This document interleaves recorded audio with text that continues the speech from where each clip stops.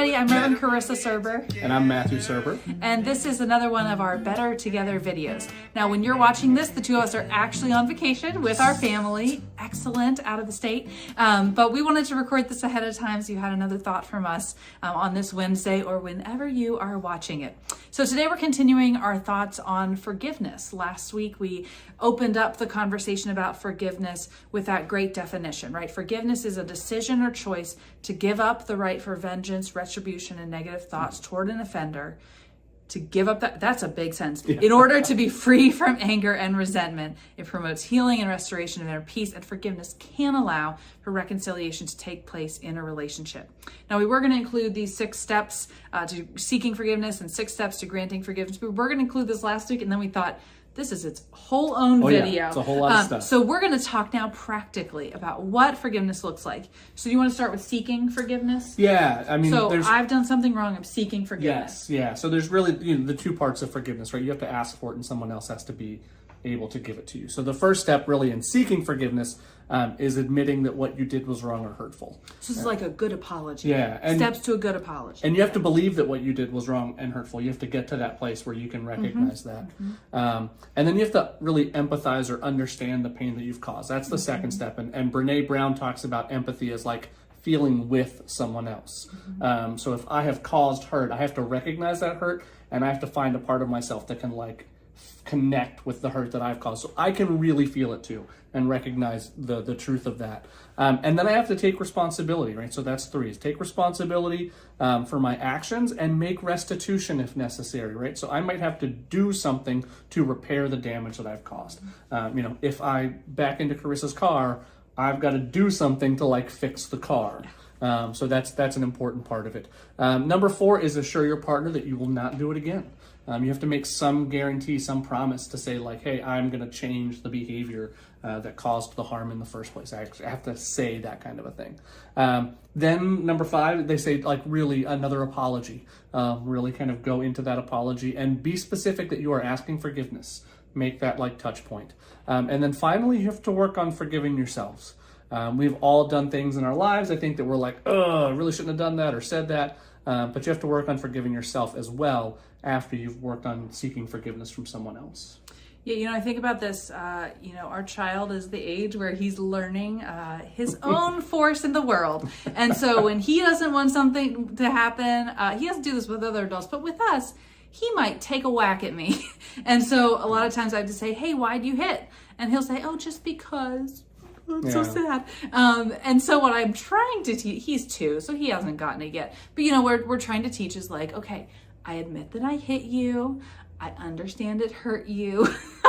I take responsibility that I won't hit again. Yeah. Here's what we'll do instead in the future. And that's a really simple example from a 2-year-old. But, from grown up to grown up in a marriage or in any relationship, like, it's really easy to say something that's really hurtful without even realizing it. So like verbally, you've hit somebody and you need to be able to recognize like, oh, I see what I did there. Oh, that was not right. Yeah. Okay, here's what I'll do different. Right. So like, it's real. It's real. Even though we're all really nice people, you all are nice people. But we all make mistakes and we all say stuff. We stick our feet in our mouth sometimes. So we do find ourselves needing to seek forgiveness, and it requires real self-awareness.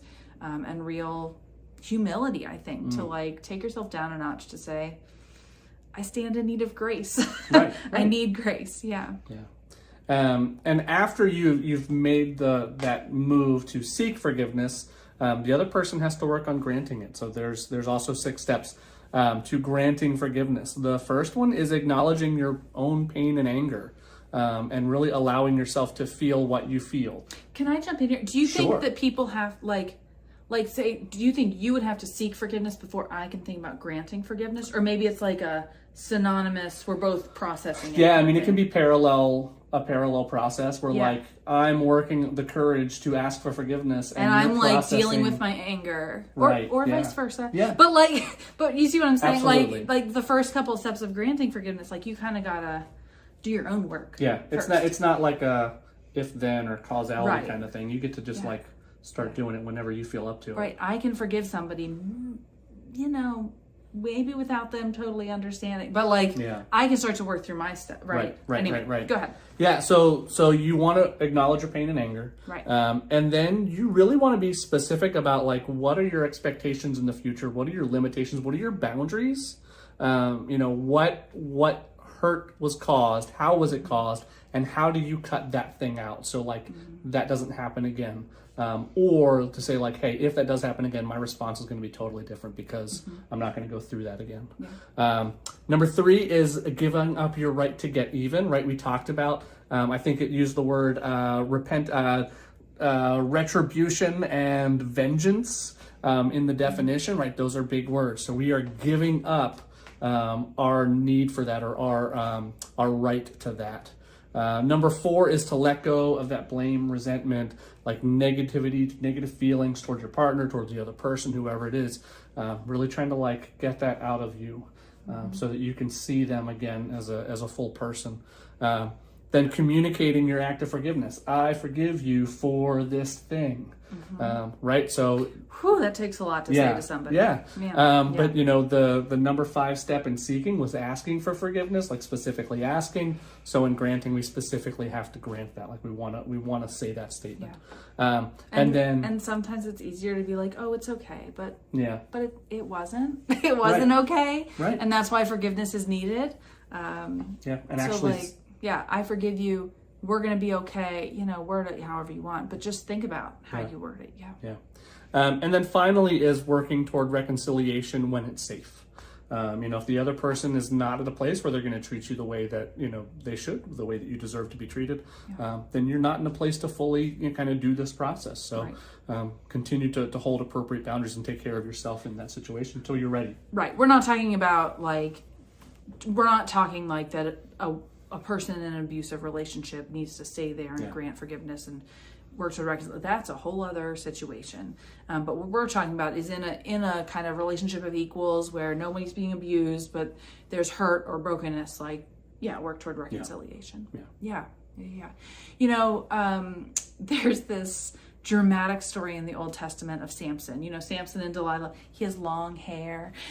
He's very strong. But one of the crazy parts of the beginning of the story, Samson finds the carcass of an animal that has like a honeycomb growing in it, and it's like his secret thing, and he finds it, and then he goes back and it's gone, and he gets really mad, and so he burns down a bunch of fields, and he ends up taking the jawbone of this donkey and using it to kill thousands of Philistines, and it's a messed up story. But one of the most powerful images that I've heard preached on about forgiveness is, Samson and the Philistines, they had a lot more against each other than just they stole his snack. It was kind of like, I burn your fields, you burn my fields. It was a whole situation.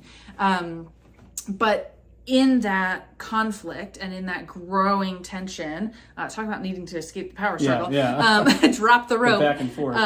But in that back and forth, the first thing he needed to do to overcome or to forgive or to move on, it wasn't the first thing I need to do is go have a cup of coffee with the Philistinian leader.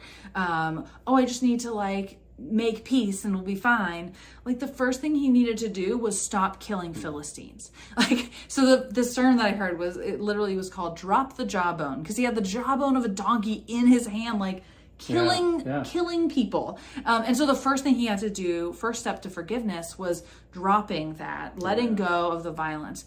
And I think when I talk to people about their experience of needing to forgive people, this is something that is just so important, that the first step to forgiveness is not okay, I'm done.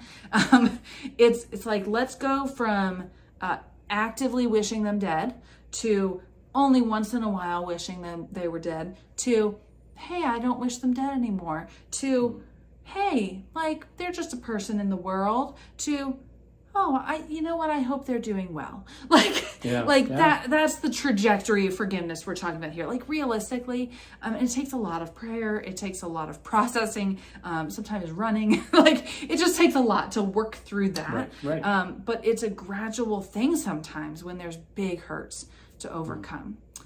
So we hope that you'll think about this. I know this video is a little bit longer, but forgiveness is a big thing to unpack. And we want you to be really thinking about how forgiveness, it can help you walk in the way of Christ and to love people well. So may you think more about this. May you look for the places in which you're in the process of seeking forgiveness or granting forgiveness. And until next time, remember to love God, love your neighbors, and we are always better when we work together. Amen.